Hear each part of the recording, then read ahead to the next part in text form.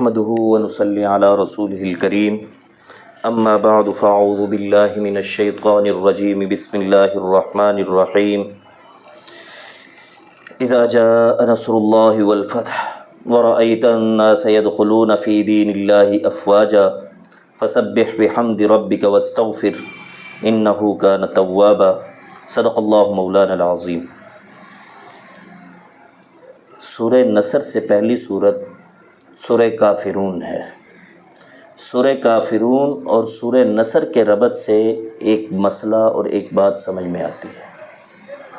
اللہ تبارک و تعالیٰ نے سورہ کافرون کے آخر میں نبی کریم صلی اللہ علیہ وسلم کی زبانی ایک موقف کہلوایا،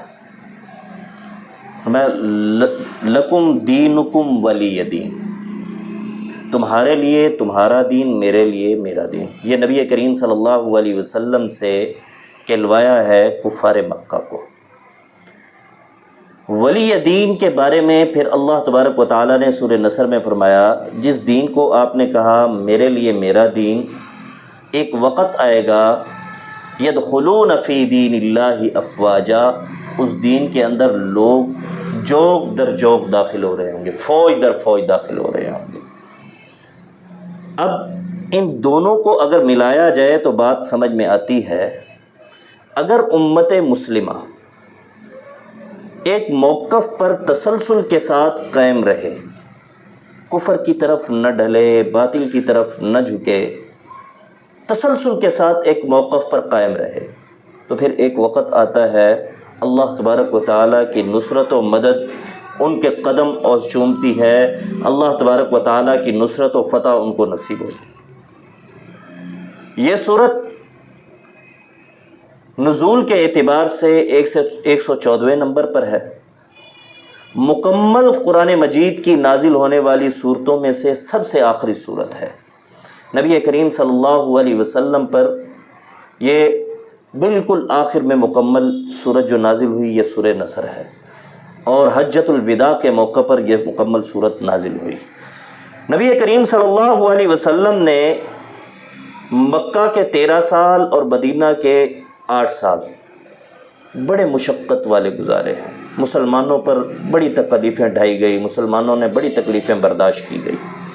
8 ہجری کو مکہ فتح ہوا، 9 ہجری کو حج فرض ہوا، اور 9 ہجری کو بہت سارے وفود، چونکہ مکہ فتح ہو چکا تھا، بہت سارے وفود نبی کریم صلی اللہ علیہ وسلم کے پاس تشریف لا رہے تھے، نبی کریم صلی اللہ علیہ وسلم کے پاس حاضر ہو رہے تھے۔ اس وجہ سے اس سال کو عام الوفود بھی کہا جاتا ہے۔ حج بھی فرض ہو چکا ہے، نبی کریم صلی اللہ علیہ وسلم خود حج پر تشریف نہ لے گئے کہ کوئی وفد آئے اس کو انتظار کرنا پڑے، وہ آئے میں ادھر نہ ملوں۔ اس وجہ سے امیر الحجاج حضرت صدیق اکبر رضی اللہ تعالیٰ عنہ کو بنا دیا اور حج پر بھیج دیا، خود یہیں پر رہے وفدوں سے ملاقات کے لیے۔ پھر 10 ہجری کو نبی کریم صلی اللہ علیہ وسلم حج کے لیے تشریف لے گئے۔ میدان عرفات کے اندر یہ صورت آیت الیوم اکملت لکم واتممت علیکم نعمتی کے ساتھ یا پہلے یا بعد میں نازل ہوئی ہے، اور یہ مکمل صورت نازل ہوئی۔ نبی کریم صلی اللہ علیہ وسلم کی رحلت سے 80 دن قبل یہ مکمل صورت نازل ہوئی ہے۔ جو مکمل پہلی صورت قرآن مجید کی نازل ہوئی، مکمل صورت جو نازل ہوئی ہے وہ سورہ فاتحہ ہے، اور مکمل صورت جو سب سے آخر میں نازل ہوئی وہ سورہ نصر ہے۔ اس وجہ سے نزول کے اعتبار سے اس کا نمبر 114واں ہے، ترتیب کے اعتبار سے اس کا نمبر 10واں ہے، 1 رکوع اور 3 آیات پر مشتمل ہے۔ جس وقت یہ صورت نازل ہوئی، حضرت عبداللہ ابن عباس رضی اللہ تعالی عنہ رونے لگے۔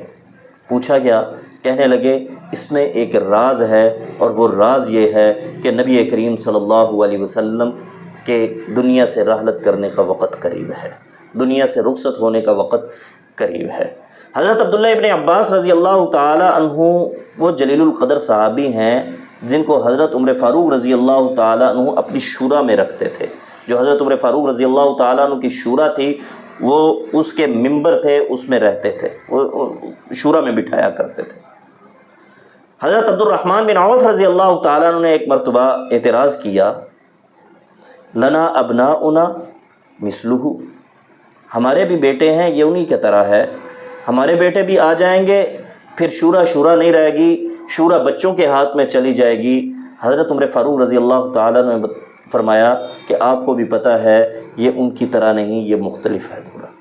حضرت عبداللہ ابن عباس رضی اللہ تعالیٰ عنہ اور دیگر صحابہ ایک مجلس میں موجود تھے۔ حضرت عمر فاروق رضی اللہ تعالیٰ عنہ نے صحابہ سے پوچھا اس صورت کے اندر ایک راز ہے، وہ راز کیا ہے؟ صحابہ اکرام رضوان اللہ علیہ مجمعین نے نفی میں جواب دیا۔ پھر حضرت عبداللہ ابن عباس رضی اللہ تعالیٰ عنہ سے پوچھا۔ حضرت عبداللہ ابن عباس رضی اللہ تعالیٰ عنہ نے فرمایا اس میں راز یہ ہے کہ نبی کریم صلی اللہ علیہ وسلم کی رحلت کی طرف اس صورت کے اندر اشارہ ہے۔ بظاہر نصرت اور فتح کی بات ہو رہی ہے، دین کے اندر لوگوں کے داخل ہونے کی بات ہو رہی ہے، لیکن حضرت عبداللہ ابن عباس رضی اللہ تعالیٰ عنہ فرما رہے ہیں اس میں نبی کریم صلی اللہ علیہ وسلم کی رحلت کی طرف اشارہ ہے۔ حضرت عبداللہ ابن عباس رضی اللہ تعالیٰ عنہ نے یہ کہاں سے سمجھا، کیسے سمجھا؟ محققین کہتے ہیں 3 واقعات ہوئے جس کی وجہ سے اس صورت کا یہ مفہوم اور یہ مطلب حضرت عبداللہ ابن عباس رضی اللہ تعالیٰ عنہ نے سمجھا، اور اس میں جو راز ہے وہ راز حضرت عبداللہ ابن عباس رضی اللہ تعالیٰ عنہ نے ان 3 واقعات سے سمجھا، یہ محققین بیان فرماتے ہیں۔ پہلا واقعہ یہ ہے کہ نبی کریم صلی اللہ علیہ وسلم نے میلاد کے مقام پر حجۃ الوداع میں خطبہ ارشاد فرمایا اور فرمایا کہ ہو سکتا ہے اگلے سال میری اور تمہاری ملاقات نہ ہو، شاید میری اور تمہاری ملاقات نہ ہو۔ ایک تو یہ واقعہ۔ دوسرا واقعہ، نبی کریم صلی اللہ علیہ وسلم نے فرمایا میرے دنیا سے جانے کا وقت قریب ہے۔ اب موت کا وقت تو اللہ تبارک و تعالیٰ نے کسی کو نہیں بتایا۔ صحابہ اکرام رضوان اللہ علیہ مجمعین نے پوچھا یا رسول اللہ آپ کو کس طرح پتہ ہے؟ نبی کریم صلی اللہ علیہ وسلم نے فرمایا پہلے جبرائیل امین رمضان میں آتے، میرے ساتھ ایک دور کرتے۔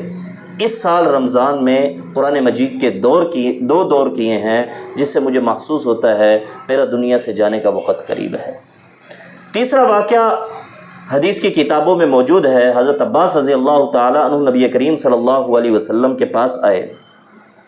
نبی کریم صلی اللہ علیہ وسلم کو اپنا خواب سنایا کہ میں نے خواب دیکھا ہے کہ آسمان سے مضبوط رسیاں زمین پر اتری ہیں، انہوں نے زمین کو اٹھایا اور اوپر کھینچ لیا ہے۔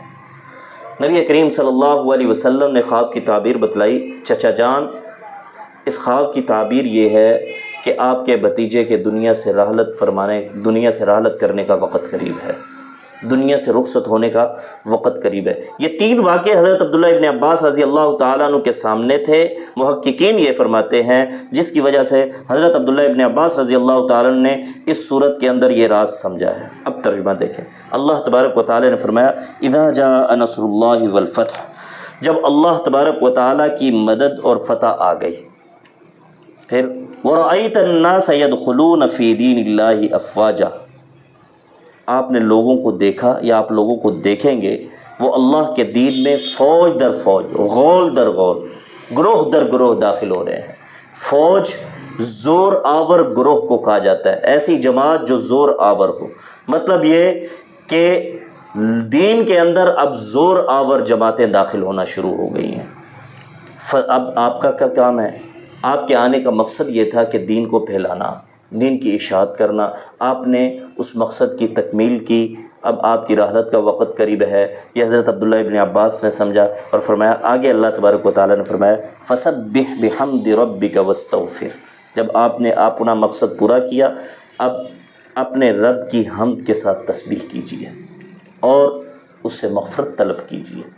إِنَّهُ كَانَ تَوَّابًا، بے شک وہ توبہ قبول کرنے والا ہے۔ اللہ تبارک و تعالی ہمیں قرآن و سنت کو سمجھ کر عمل کرنے کی توفیق عطا فرمائے۔ سیدہ عائشہ صدیقہ رضی اللہ تعالیٰ عنہ فرماتی ہیں جب یہ صورت نازل ہوئی تو نبی کریم صلی اللہ علیہ وسلم ہر نماز کے بعد 3 مرتبہ یہ دعا پڑھتے، سبحانک ربنا وبحمدک اللہم اغفر لی، سبحانک ربنا وبحمدک اللہم اغفر لی، سبحانک ربنا وبحمدک اللہم اغفر لی۔ اللہ تبارک و تعالی ہمیں عمل کی توفیق عطا فرمائے۔